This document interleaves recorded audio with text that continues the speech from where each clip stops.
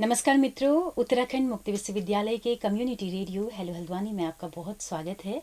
मैं हूं सुनीता भास्कर और आप सुन रहे हैं कार्यक्रम हेल्दी हल्द्वानी।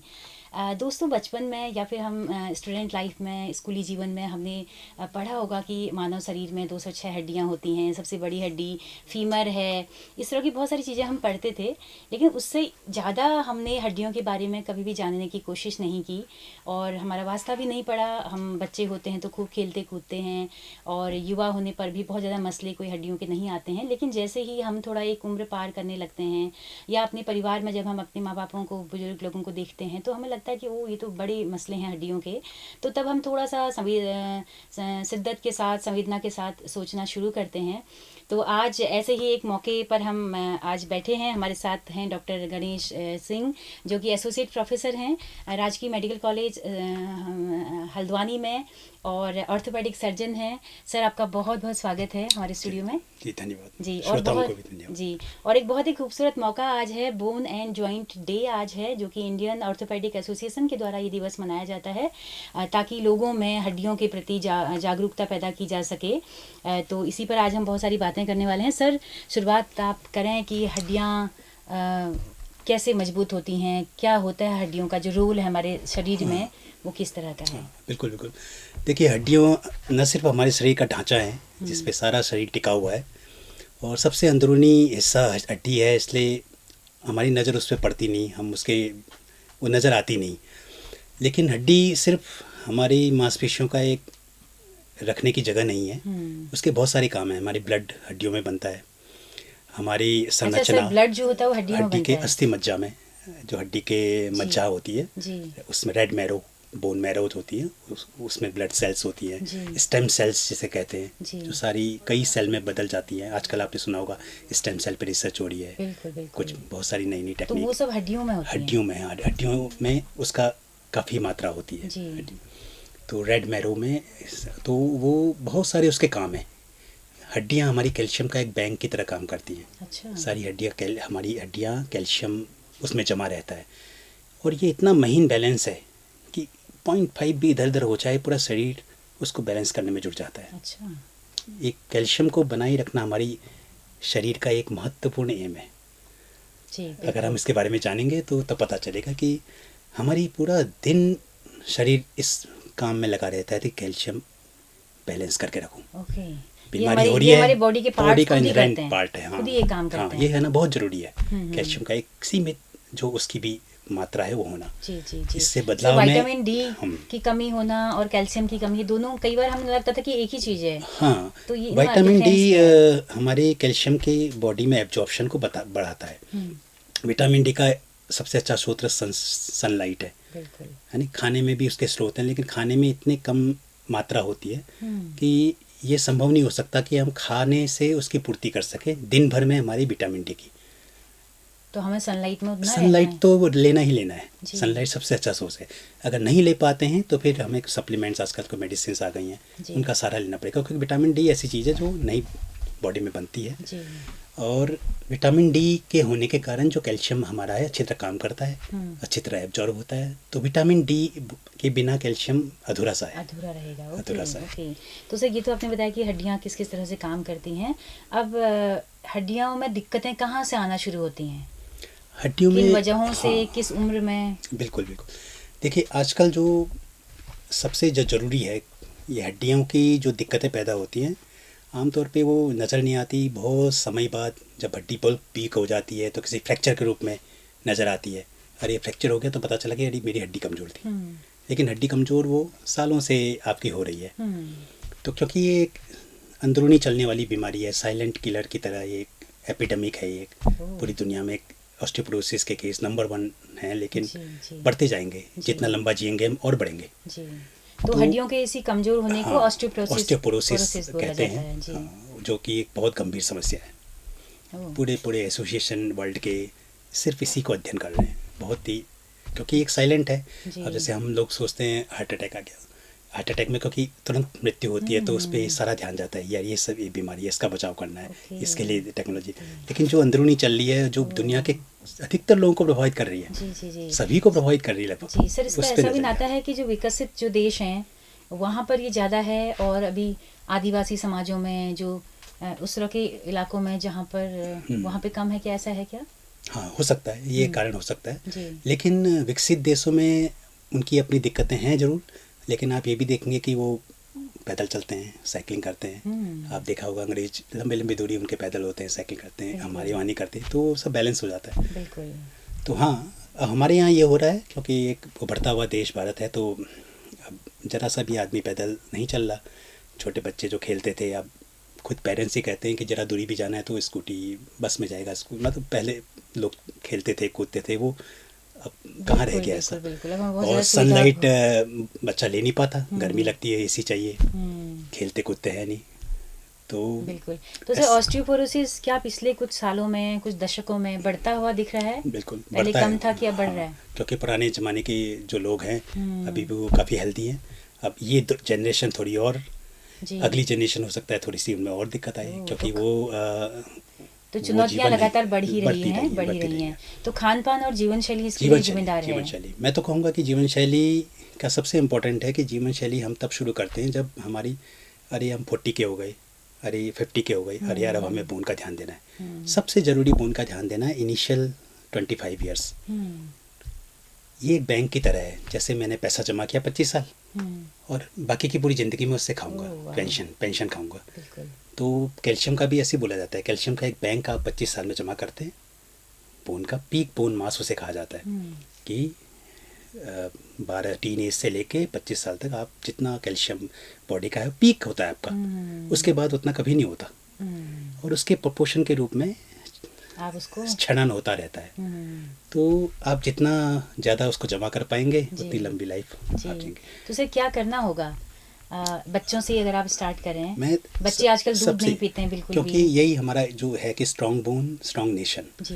देखिए बच्चे ही आने वाला भविष्य है। हम्म अब बच्चे को पहले तो हमें कोशिश करनी चाहिए कि उनको सनलाइट, हो नहीं पाती है, स्कूल का टाइमिंग ऐसे होते वो होते हैं, लेकिन हाँ हफ्ते में एक बार हम सन एक्सपोजर दें। है ना, आधा घंटा शरीर के अंगों में धूप लगने दें, हम्म खेलने को उससे प्रोत्साहित करें, हम्म और जैसे जैसे बढ़ते जाए फिजिकल एक्टिविटी बनाए रखें, हम्म, थोड़ी थोड़ी दूरी पे जरा पैदल चलने की आदत और ये सब पड़े। जी। और ये सब खान तो पान करना में खान पान में तो हेल्दी है ही, हम्म, हेल्दी फूड आपको लेना है। जी मिल्क विल्क, और मिल्क विल्क इंटॉलरेंस किसी को होता है तो और चीज़ें, सोया मिल्क है और तमाम चीज़ें अब लोग देखते हैं। जी। और फिर जैसे एक्सरसाइज किशोरावस्था में आते हैं तो फिर किशोरावस्था में, तब फिर क्या किशोरावस्था में तो और एक्टिविटी बढ़नी चाहिए, क्योंकि बच्चे में तो एक लिमिटेड एक्टिविटी होती है, उसमें स्पोर्ट्स में उनका इन्वॉल्वमेंट अच्छा रहना चाहिए, क्योंकि बोन का एक ही नियम है, जितना उसमें जोर पड़ेगा उतनी वो स्ट्रांग होगी। अच्छा। सिंपल सी बात है, ये बोन में बहुत ज़्यादा काम करता है। ओह, अब यही कारण है कि जैसे हम प्लास्टर लगाते हैं, नहीं चलते हैं, बोन वीक हो जाती है, क्योंकि उसने काम नहीं किया। या फिर सबसे अच्छा एग्जांपल होता है जैसे, उसके बाद फिर एक्सरसाइज के लिए जो अब बोलते हैं। देखिए आप, सबसे अच्छा एग्जांपल उसका होता है जैसे आदमी जब स्पेस में जाता है, वहाँ ग्रेविटी खत्म हो जाती है, जब वो लौटता है बिल्कुल आधा हो जाता है, ओह, बोन इसकी ऐसी वीक हो जाती है कि, अच्छा। तो स्पेस में उनको इतना एक्सरसाइज करना पड़ता है अपने को डेली उसको बताने के लिए। ओह, तो ये दिखाता है कि बोन हमें चलते रहना है, उस पर जोर पड़ते रहना है। ये तो जो सबसे अच्छा तो मुझे लग रहा है कि जो हमारे खेल हैं, खेलों से बिल्कुल अगर हम बिल्कुल, किसी एक खेल से दोस्ती कर लें, हाँ बिल्कुल बैडमिंटन बिल्कुल, हम सुबह शाम बिल्कुल खेल करना लें। चाहिए बैडमिंटन, और फिर जब हम एक सीमा प्राप्त कर लेते हैं एडोलेसेंस 20-25 साल में, कुछ वेट एक्सरसाइजेस, ताकि हड्डी में ना, हड्डी को वेट चाहिए। अब जैसे फीमेल्स का ही मैं कहता हूँ, कई बार हम कहते हैं थोड़ा वेट, थोड़ा सा वेट एक्सरसाइज करना है आपको ना आजकल। तो उनका ये होता है कि हम तो चलो घूम लेते हैं, उतना ही काफ़ी है, लेकिन उतना घूमना भी नहीं होता है काफ़ी। नहीं, मेरा हम बिल्कुल ये कहते हैं कि इसको बोला गया है ब्रिस्क वॉक करना है हमें। ब्रिस्क वॉक मतलब ऐसे नहीं कि गप्पे मारते हुए वॉक कर रहे हैं, बिल्कुल घूम तो बिल्कुल। आए आप हम। एक खास स्पीड में जो है। एक, हाँ, ब्रिस्क वॉक मतलब ऐसा इतनी तेज़ी से हम चलें कम से कम कि आप कंफर्टेबली बात ना कर पाएँ, ऐसे इतनी हाँप रहा है, थोड़ा सा हाँपना शुरू हो गया, क्या बात है। तो ये स्पीड होनी चाहिए, इसको कहते हैं ब्रिस्क वॉक। तब तो ये फ़ायदेमंद है। ओके। मॉर्निंग वॉक ऐसे गप्पे मारते हुए करना जी जी वो जी तो जी एक, जी। सर, महिलाओं के हवाले से और थोड़ा सा बताइए कि उनमें क्या क्या दिक्कतें आती हैं और कब कब आती हैं? उनमें ज़्यादा दिक्कत होने का एक नेचुरल कारण ये है कि उनमें कुछ समय बाद मेनोपॉज की प्रॉब्लम आती है।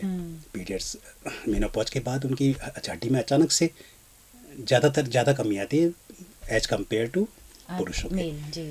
तो ये एक नेचुरल है, उनमें थोड़ा सा ज़्यादा होता है, जी तो उनको और ज़्यादा जी। तो सर सावधान। ऑस्टियोपोरोसिस या और भी हड्डियों की जो बीमारियां हैं वो महिलाओं में ज़्यादा होती हैं पुरुषों के मुकाबले?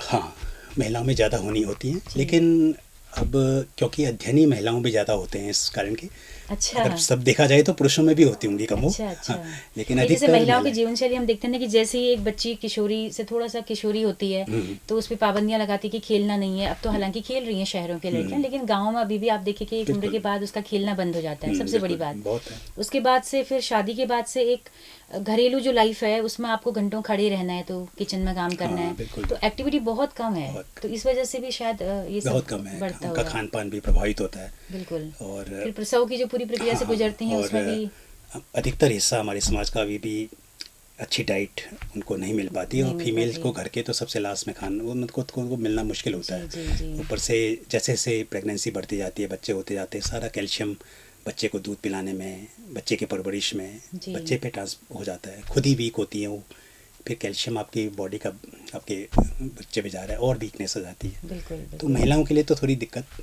जी जी। है ही सर इसके अलावा जैसे जो वायरल संक्रमण होते हैं, चिकनगुनिया हाँ है, जी। डेंगू है, इस वक्त भी हड्डियों के जोड़ों में दर्द होता है, तो बिल्कुल। उसकी वजह क्या है? इसकी वजह है क्योंकि वायरस हमारे पूरे इम्यूनोग्लोबिन और इम्यूनिटी को प्रभावित करते हैं।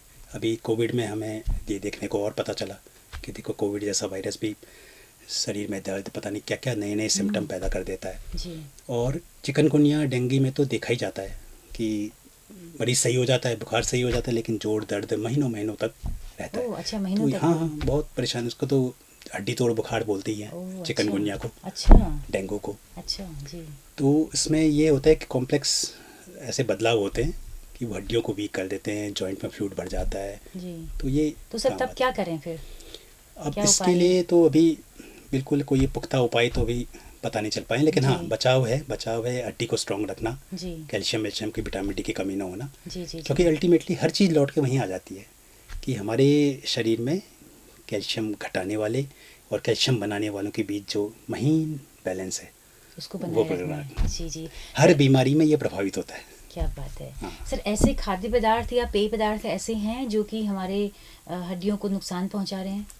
हाँ, ये तो एक जैसे अल्कोहल है, वो तो एक बिल्कुल जाना माना है कि वो अच्छा हड्डियों को वीक करेगा लंबे समय तक। हम्म स्मोकिंग है, और हाँ कुछ ये पेय पदार्थ जैसे कोल्ड ड्रिंक वगैरह भी हम्म। प्रभावित कर सकते हैं। बहुत जी सारी मेडिसिन्स हैं, कई सारी उनमें लंबे समय लें तो बोन वीक होती हैं, तो हैं बहुत सारी चीज़ें। जी जी। देखा जाए तो हर जंक फूड और हर प्रोसेस उससे फूड। बिल्कुल है।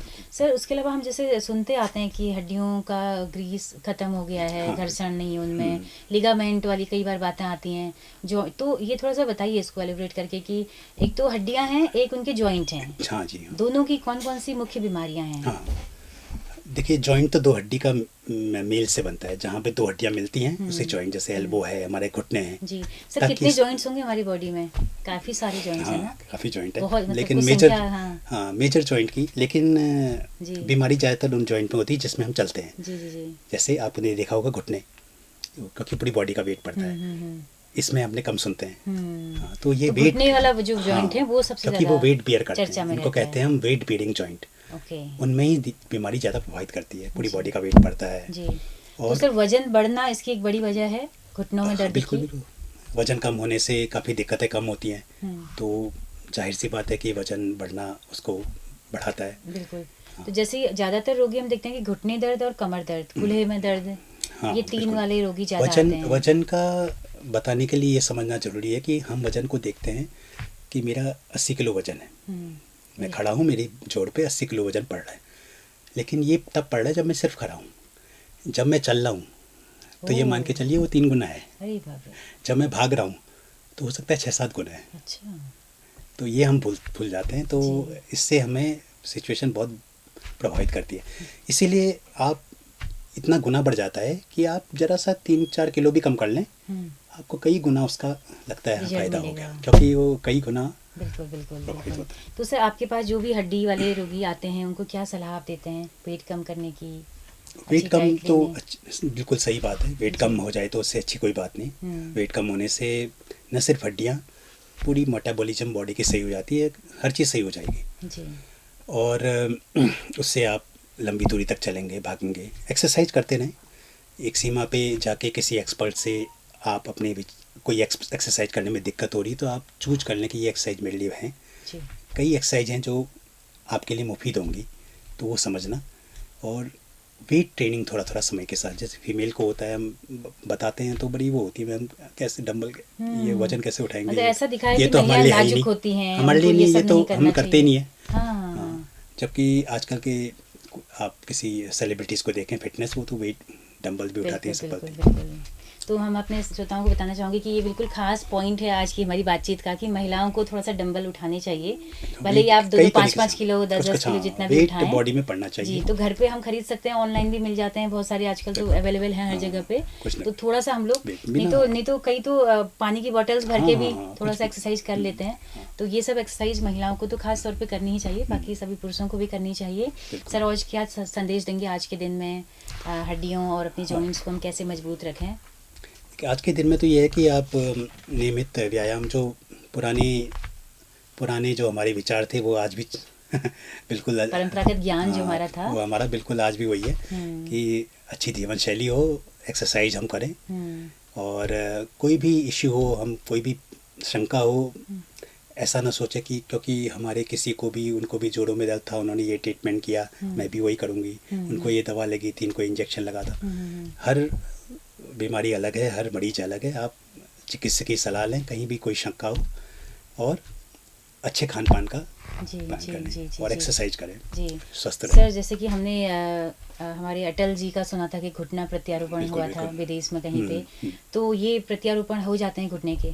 बिल्कुल, ये तो अब बहुत आम बात है हम्म। प्रत्यारोपण। अब ये तो इस यहाँ हद पर तक, भी? हाँ बिल्कुल, अब तो इस हद तक हो चुका है कि वो रोबोटिक की मदद से, बिल्कुल कंप्यूटर असिस्टेड ऑर्थोपेडिक सर्जरी बोलते हैं, जी। तो और बेहतर होते जा रहे हैं। तो सर जो घुटना है हमारा, वो मतलब काम करना बंद कर देता है पूरी तरह से? हाँ, जब बिल्कुल जोड़ घिस जाए, ये ऊपर वाले ने इतनी खूबसूरत मतलब जगत चीज़ बनाई है, जोड़ कटोरी जैसे बिल्कुल ये। चिकना, वो ऐसी कोई चीज़ है नहीं। एक बार वो डैमेज हो जाए तो वापस बनती भी नहीं है वो। तो जब बिल्कुल ही डैमेज हो जाए, चलना फिरना आदमी का मुश्किल हो, तो फिर रिप्लेसमेंट एक लास्ट ऑप्शन होता है।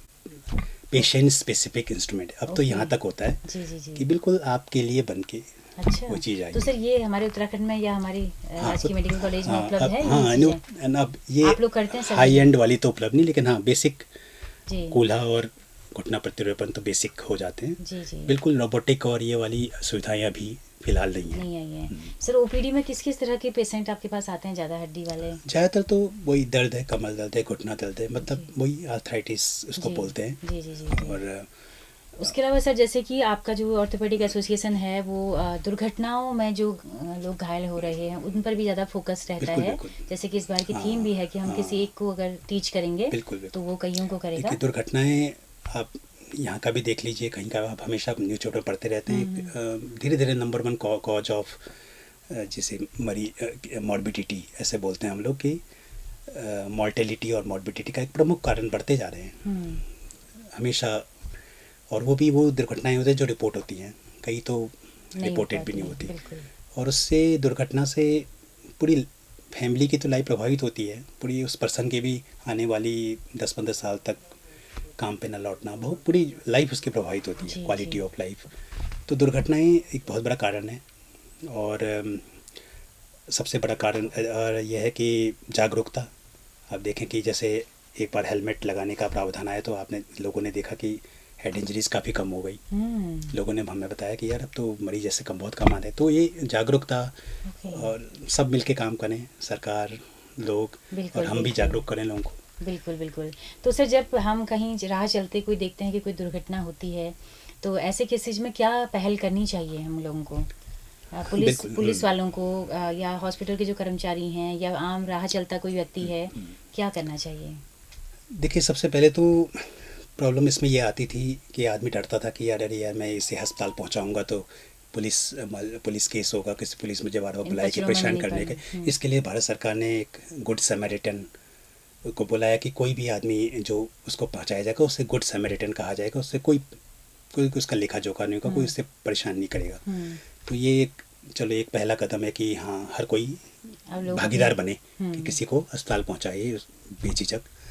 दूसरा है कि बेसिक लाइफ सपोर्ट, CPR जैसी चीज़ें, कार्डियोपल्मोनरी रिसस्टेशन, जैसे हम किसी को सीपीआर देते हैं, किसी को अब ऑर्थो जैसे चोट लगने में तो कम, जैसे अक्सर देखते हैं हम किसी का हार्ट अटैक होने की, कोई बेहोश हो गया, जी तो अगर हम ये सब सीख सकें हर कोई, ये जी बहुत इजी होता है। जी बेसिक स्टेप्स तो हो सकता है उनमें से अधिकांश की लाइफ आप बचा सकें बच सकें। वहाँ अस्पताल। सर कोई केस आप अपना बता रहे थे, थोड़ा सा हमारे श्रोताओं को मैं चाहती हूँ कि आप उनसे साझा करें।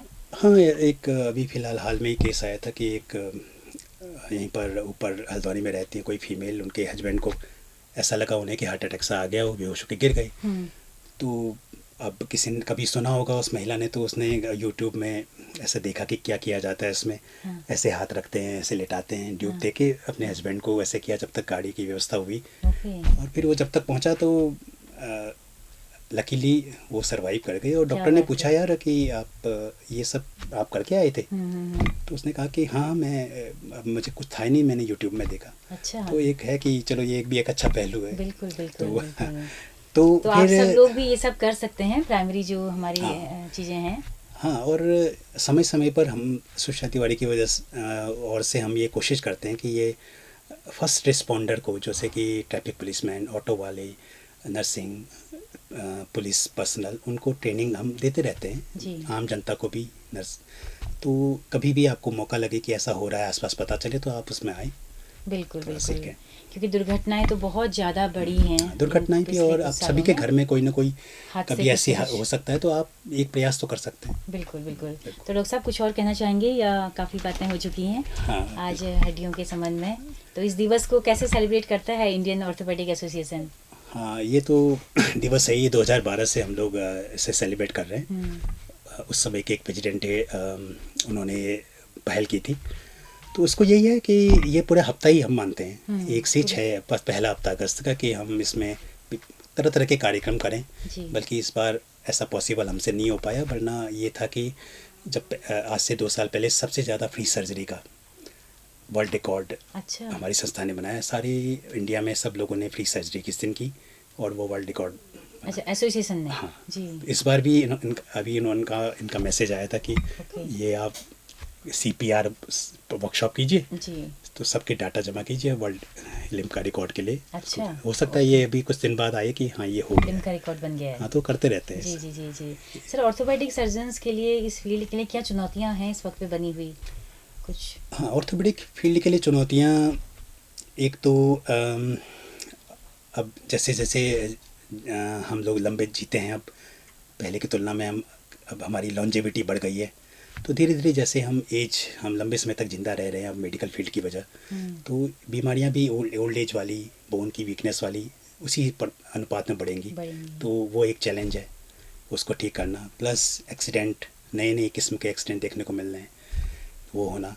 प्लस नई नई विधियाँ जो आ रही हैं, कॉम्प्लेक्स तरह के फ्रैक्चर्स आ रहे हैं। अच्छा, तो ये सब चुनौतियां काफ़ी हैं, एक चुनौतियां हैं। और जी जी जी। इसके साथ हम आगे बढ़ भी रहे हैं, पूरा नई नई टेक्नोलॉजी भी आ रही है, एडवांसमेंट हो रहा है, अभी एडवांसमेंट आर्टिफिशियल हो रहा है। इंटेलिजेंस आ रहा है, तो और उसके बिल्कुल, भी, हाँ उससे भी बहुत सारी हाँ, चीज़ें वो भी बढ़ेंगी। है, हाँ, जी जी बहुत जी चीज़ों पे जी प्रभाव डालेगा जी वो। जी जी जी। तो डॉक्टर साहब बहुत शुक्रिया आपका, आपने ओके, इतना कीमती वक्त निकाला इस दिवस के मौके पे हमारे तमाम हल्द्वानी के श्रोताओं के लिए, आपका बहुत बहुत शुक्रिया। बिल्कुल बिल्कुल। जी, तो दोस्तों आप सबका भी बहुत बहुत शुक्रिया इस कार्यक्रम को अंत तक सुनने के लिए। अगर ये बातचीत पसंद आई हो, कोई क्वेरीज आपकी हो, तो अपना फीडबैक हमें ज़रूर दीजिएगा।